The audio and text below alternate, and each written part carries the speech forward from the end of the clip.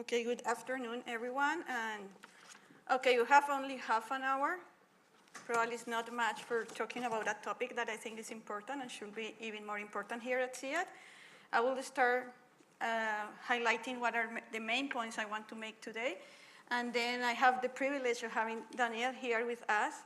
And we provide some comments, and I think probably we can start up a dialogue today on this topic. So,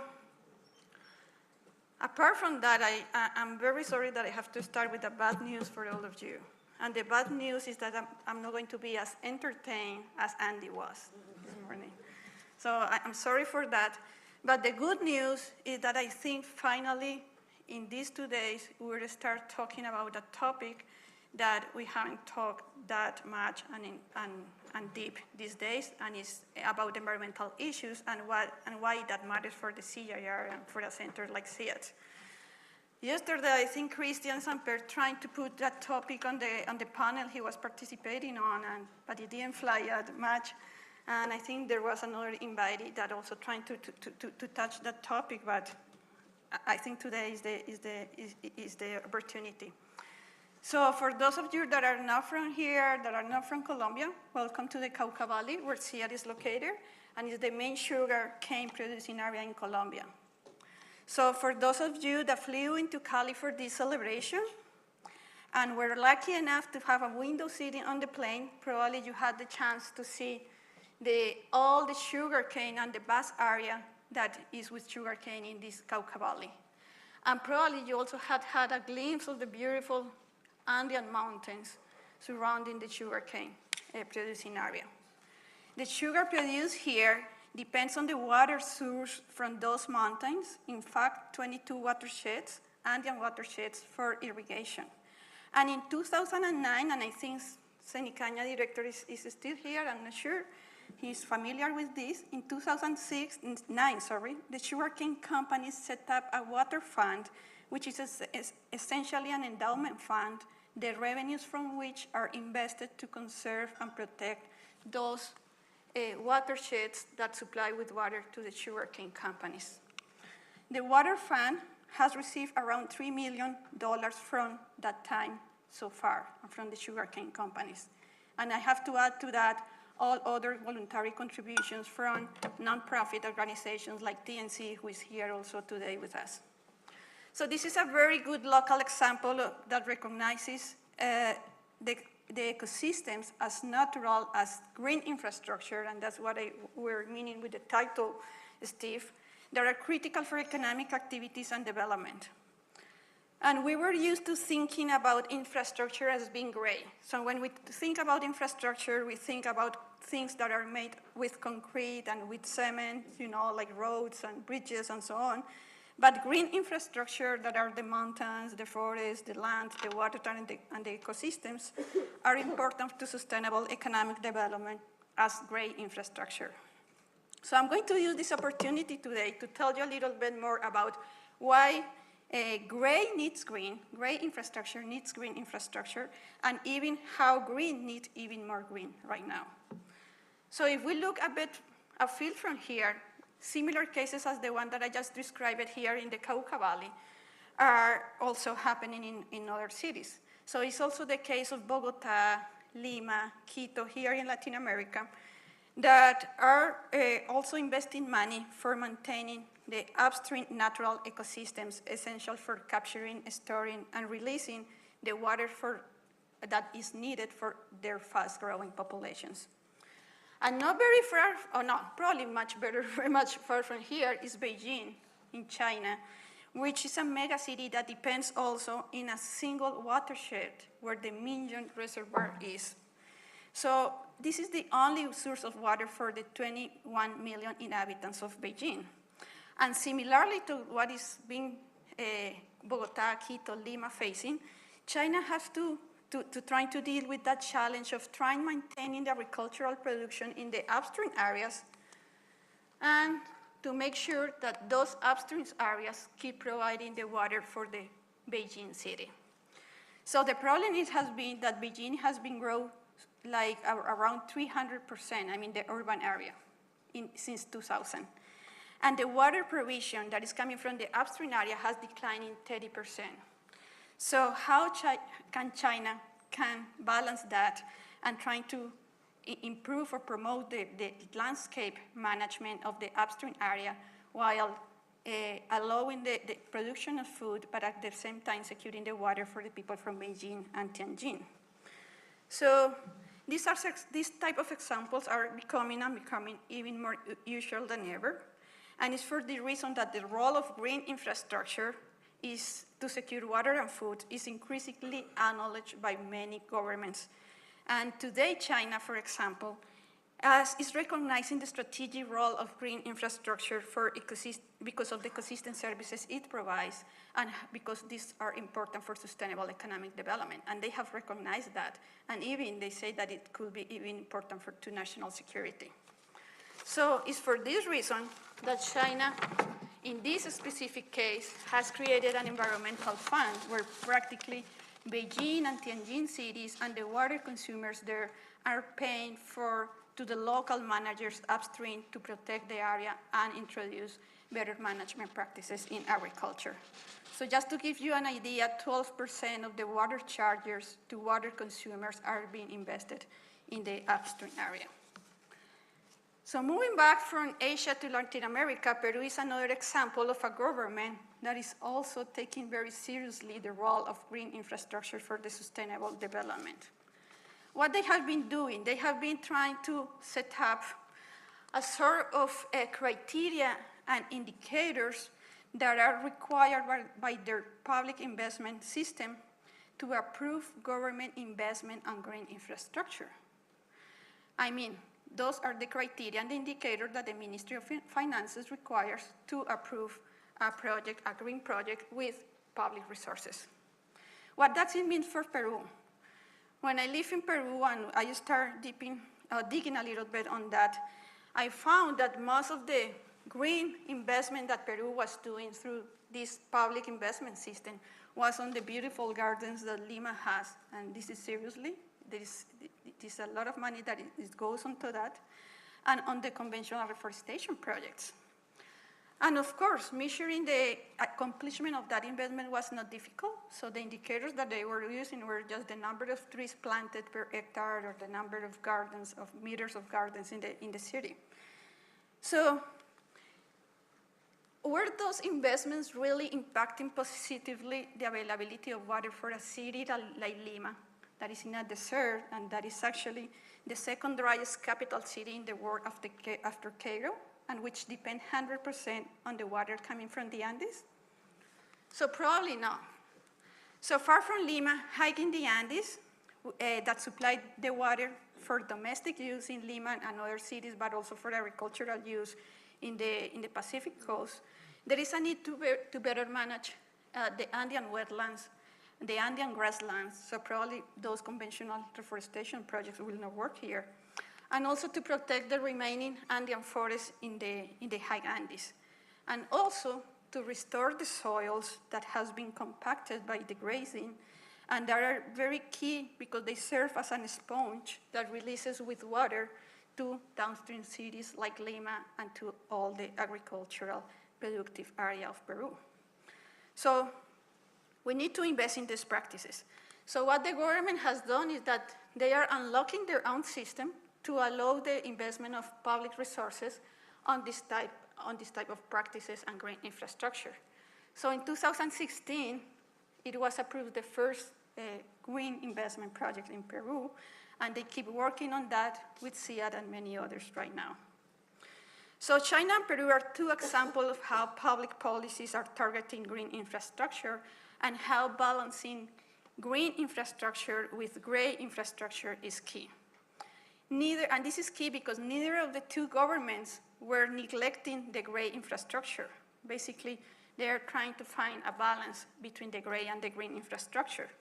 And I'm bringing that discussion today also because in a recent debate in the journal Science, there was a discussion about whether gray or green infrastructure was preferable or not, I mean, either of which one, for sustainable development. So I invite you don't fall in that discussion, because I think we need both.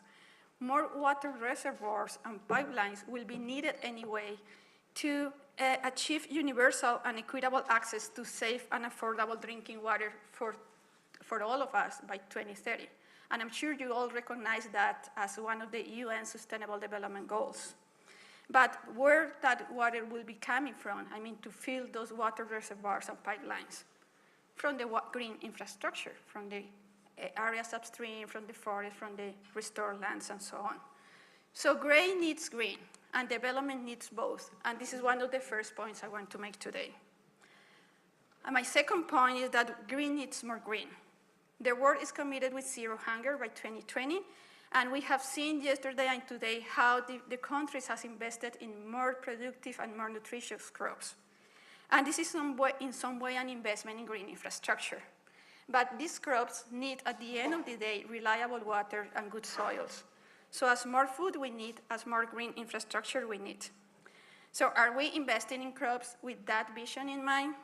Are we promoting crops and seeds in integral packages that include good management practices for soils and landscapes?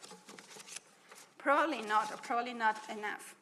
So this is where the agronomy and the so-called landscape approach that we also talk a lot about should be more closely linked to crop programs such as those that we have here at CIAT. And then my third point, Steve, I'm just going to finish, is that we need an international vision. Over the past decades, many countries, especially developing and emerging economies, have focused on maximizing the production of ecosystem services goods, such as crops, timber, oil, gas, and so on, at the expense of the regulating ecosystem services, and in general at the expense of the natural capital of the countries. So it has put on risk some ecosystem services that are key, like soil conservation, flood control, and climate stability. So if that's the case, what is that the measure of a country's income or wealth is the gross domestic product, and is not something like the gross domestic assets that can help us to see how sustainable we are growing. And then it recalls me something that the Minister of Economy said yesterday, the Minister of Economy of Colombia. So for some of you that had the chance to listen to him, he said, of course, under the framework of the post-conflict, that they envision a country that is able to produce more food and to export food. But then he added that he envisioned a country that is able to do that by maintaining as well the natural ecosystems. So I think he was saying this exactly. I mean, we need to get more income, but not at the expenses of our assets. So why we need the international vision? Because many of the benefits that derive from the green infrastructure leave the countries, but recipient countries often don't reinvest to ensure the long-term viability of those supply chains. And this is very important for the sustainable food systems topic that Mark was talking about. So I think we need to close that loop also with that international vision.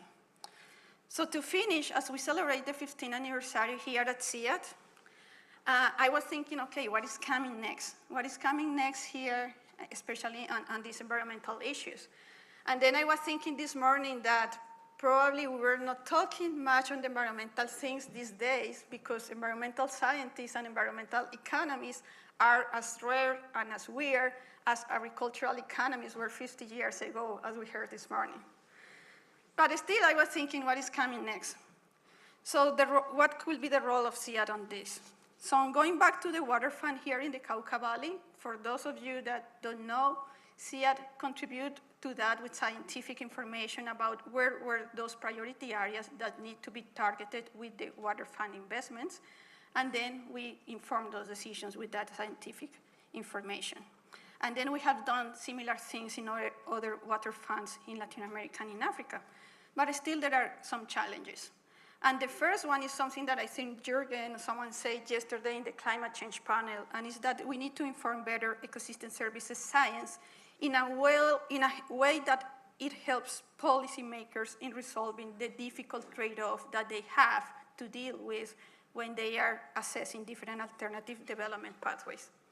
The second challenge is that we need to move fast. I mean, we need robust methods to deliver results fast enough to inform decision making. But in this area, I think those methods need to focus on demonstrating the cost effectiveness of those investments.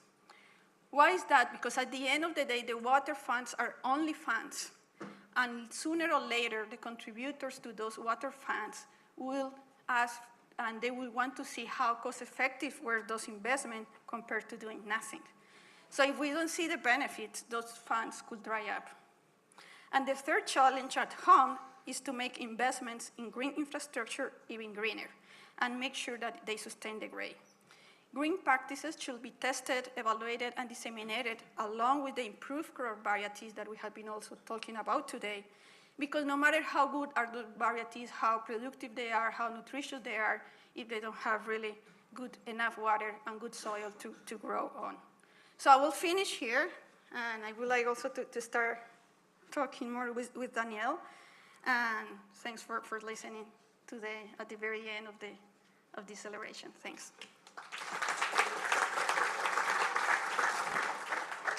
So Danielle, we just heard from Marcela, and I don't like to be Let's get closer because it's so far away, you know. So. And I can't help but get the feeling that we want it all. I know. We want a sustainable and inclusive food system. We want green infrastructure. We want investment happening quickly. We want to have impact. How do we do this? Where do we start?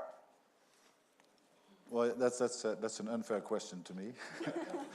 As Norway, basically. But I mean, I'd just like to have a few comments and just to say a little bit about Marcela's presentation and the way sort of how we are dealing with this issue.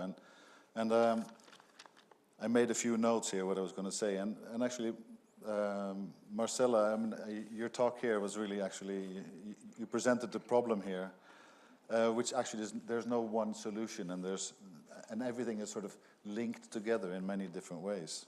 So green is green and being more greener, you know. I mean, forest is connected to cities. I mean, the fertilizer, which is now over-fertilizing in China, which we talked about earlier. I mean, we talked it in another meeting, but over-fertilizing is also causing a lot of pollutions as well in the cities. So a lot of things has to be done, also in the agriculture sector.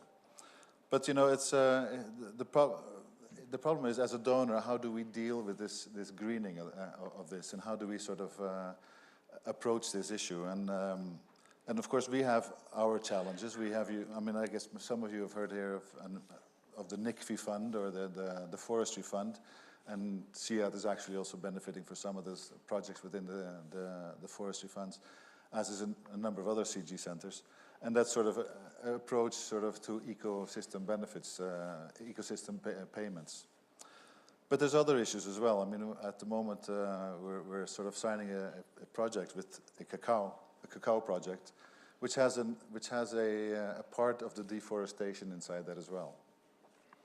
And this is a complex issue because you have degraded lands, and people are moving into the forest and claiming new areas of the forest and starting deforestation again. In addition to that, you have refugees coming in as well.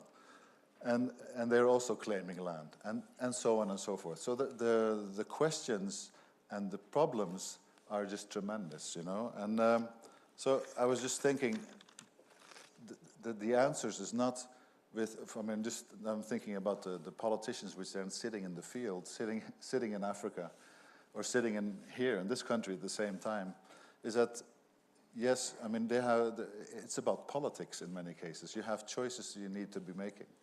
And there are different lobbyists. I mean, there's many people who are saying, well, we have to do more on roads, more on infrastructure, more on medicine, more on this. So there's a lot of choices. And I think in the end, what it has to be done is that what kind of research is CIAT bringing to the table? And what kind of research are we bringing to the table as CGR as a whole? And then again, the other question is is CGR and CIAT, are they the only institutions? Are they equipped to do that, to bring that information to the table? And then a question directly to you, Marcela, and then it's something also which we're struggling with as well. I mean, in the situation you are now here in Colombia, for example, with the all of a sudden, with the peace agreement which has been signed a year ago, and how are you sort of feeding into this issue with the deforestation which is happening at the moment in the field, and how is CIAT equipped to deal with that, and can you deal with it, and how are you dealing it more directly? We had a meeting yesterday about this, and to me you came with some concrete proposals, and the proposals you had, the pictures you have here are very much high on the political scale, you know, and I think they have to bring it down to what are the things which we can manage and how can we manage it together, and then keep it a bit simple at the same time, but at the same time thinking about the environment as a whole. As the first question. That's why I'm a donor, I can say it. That's why I say that I have the privilege to be talking to him today. Okay, I will start with the very last one because, yes, we were talking about yesterday about the post-conflict and all this dilemma with peace consolidation and deforestation here in Colombia. And yeah, I think CIAT is equipped and also should try to contribute to the peace consolidation in Colombia because we have been hosted here. We heard yesterday all of the investment that the Colombian government has made at CIAT, and it's the time that CIAT has to retribute to Colombia.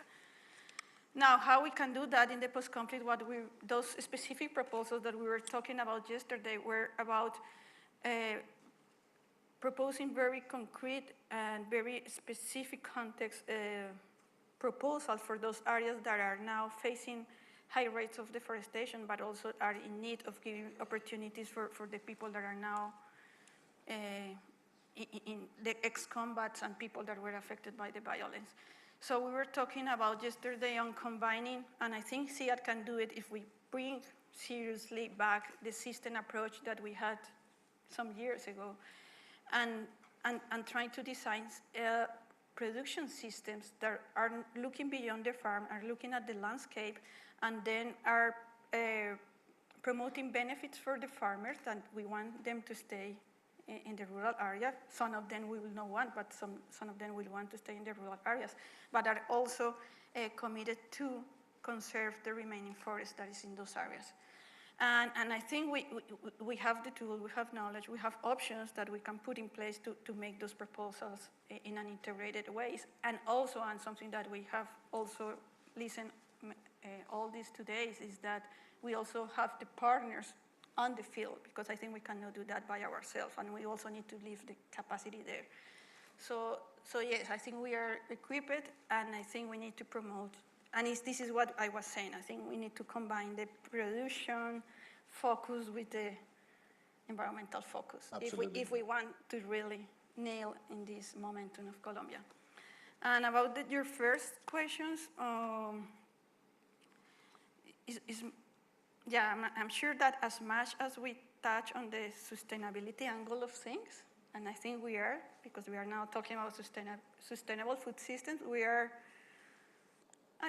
facing now challenges that are larger. I mean, complex situations as the one that you are talking about in Africa with cacao. So again, how we can combine and how we can provide practical solutions in a context with migration, political conflict, and poverty. So I think, CIAT and the CIRs and the partners have the pieces probably to make something also that can respond to those complex situations. But now that you are the donor and I'm not going to lose this opportunity, I think we have one challenge, and is that, as Ruben was saying, we don't have much core funding as we used to have, and now we have more bilateral projects. And many of those projects are many times approved for a very specific thing. So for example, for instance, one project for improving on beans, and then another very different project in a different location on soil restoration. So right now, what is happening is that since Ruben has lost his autonomy, as he said this morning, because of the situation, Is the role of the researchers trying to combine those different projects, and if the researcher is lucky enough, he will be able to to make those synergies and to make the projects together to provide those integral solutions to those complex situations. And sometimes we are lucky enough that we have one project in this area, the other here, and in the same geographical area. So if the researcher has the willingness, he can combine and provide some synergies, holistic responses. But that's not always the situation. So I would like to ask you back, how do you guys think about that? Because for those of you that don't know, Daniel is sitting in the System Council meeting that is happening right now. He just escaped from there for this minute. So it means that he can speak about this topic. And nobody else is here, and they can't hear me, that's what I think, but there's probably a camera here someplace. Yeah. Okay. So how do you see that from the donor perspective? No, of course. I mean, we're discussing it also in the meeting and in the other meeting there as well, where you want some donors were very much wanting to focus much more, and whereas other donors are looking at let's look at systems, you know, and so it's a difficult question, and I'm very aware that there are donors which are saying I want to have this specific thing to research on this specific thing, and trying to then angle it so that you also can include a sort of a broader perspective. It's very difficult, and you need to get other donors on board. And it is a big problem in the CG system in general. We have a financing system in the CG, which is window-based, window 1, window 2, and window 3. And window 1 is basically core.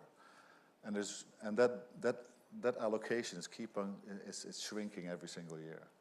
And it's very unfortunate because it's to the detriment of many of the centers here. And luckily I can still say that Norway is still in window 1, but also the pressure from the politicians especially is very much, okay, we want a results-based management, we want to see results in the field. It's very short-term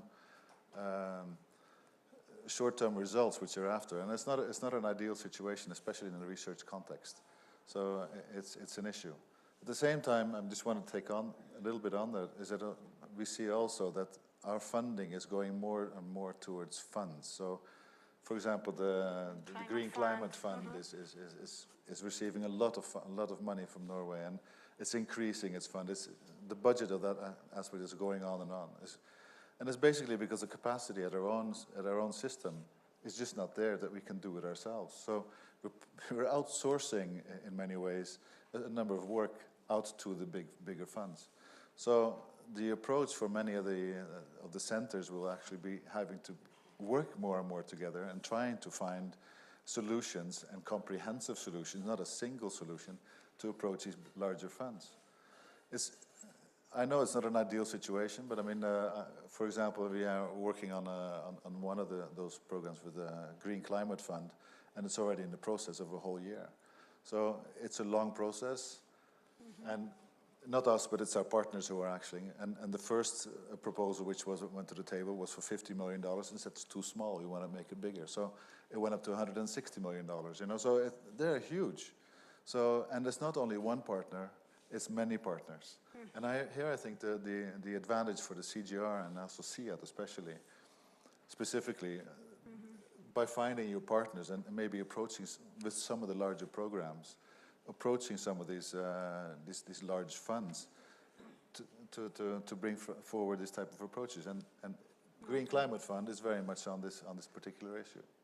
Okay, so you wanted to make a we started with a question, and it was where do we begin, and we actually ended answering that question, and it's establish the right coalition of partners, because we need partners that are interested in the conservation of the natural resource, that understand the relationship of the gray infrastructure to the green infrastructure, that understand who the consumers of these different resources are and how they function within the food system, and so on. So ultimately, I believe the answer to the question is establish the correct partnership and establish the correct coalition from the outset, so you don't have to try and backfill it later on once you realize that you missed something along the way.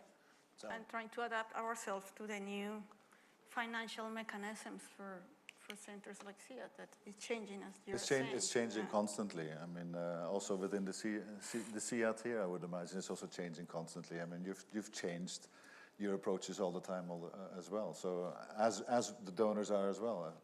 Of course, we get new politicians every 4 years, and we have to relearn them, reteach them, and tell them about the CGR and tell them about CIAT and everything. And every year, every 4 years, we do the same thing.